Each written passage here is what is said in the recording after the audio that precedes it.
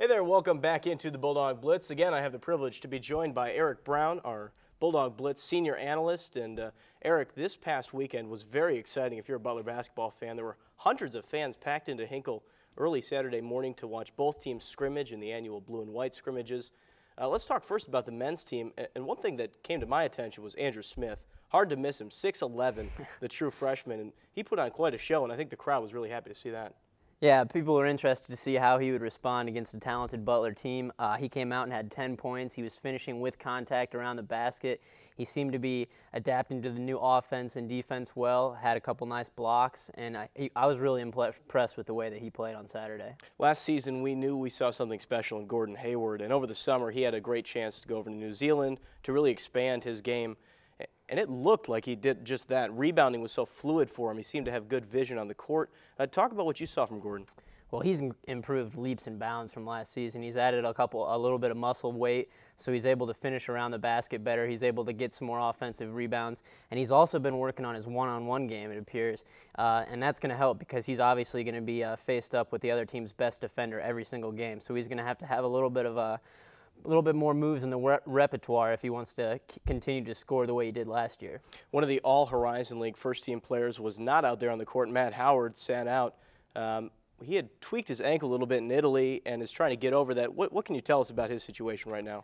Well, I mean, it's just more of a precautionary measure from what it looks like, just another little bit of an ankle tweak, and obviously you don't want to risk him re-injuring that in a blue and white scrimmage. I think that he should be fine. Matt's a hard worker. He's going to do everything that he can to get back on the court as soon as possible for the first game.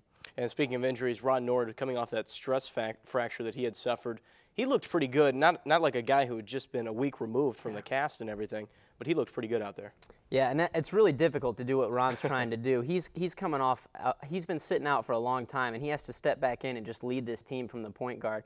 But if there's any one person who can do it, it's Ron Nord. He's a great hard worker. He's got a great attitude, and he's a really smart kid. Everybody seemed to get in the mix out there on the court, and there were a couple surprise players for me. Emerson Campen stepped in there, and he actually stepped out and hit a couple threes.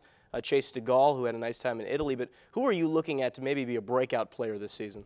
Well, with the depth of this team, it's hard to just name one person. I think Sean Van Zant's really improved his jump shot, so that'll be nice to see. Zach Hahn's been working in the offseason. He's just a lights-out shooter.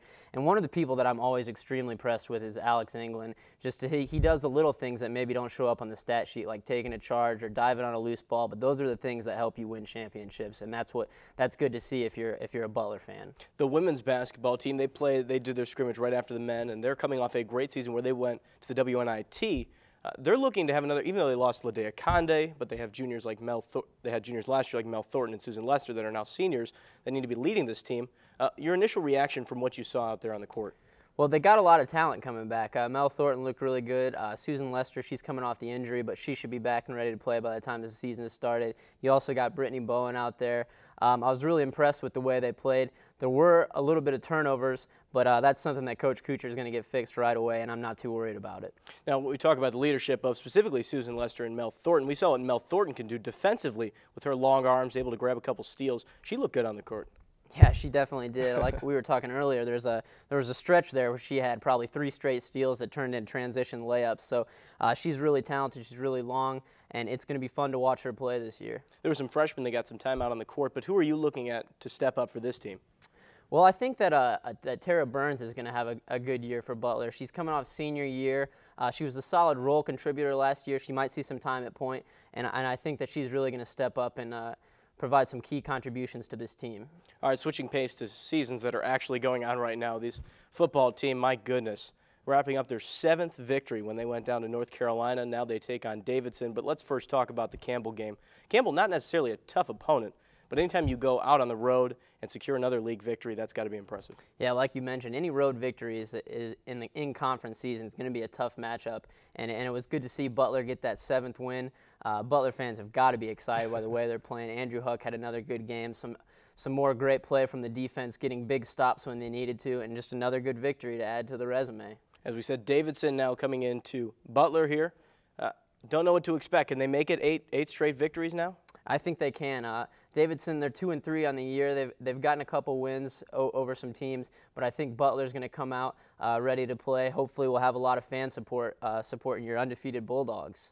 All right, and the men's basketball team tips off Sunday at 7 o'clock against DePaul, Brad's alma mater. So it should be exciting to see that season start. Yeah, that'll be fun as well. All right, thank you as always, Eric, for joining us on the show this week, and we look forward to seeing you next time. Thanks for having me. I'll be there. All right, stay with us on the Bulldog Blitz. Much more to talk about after the break.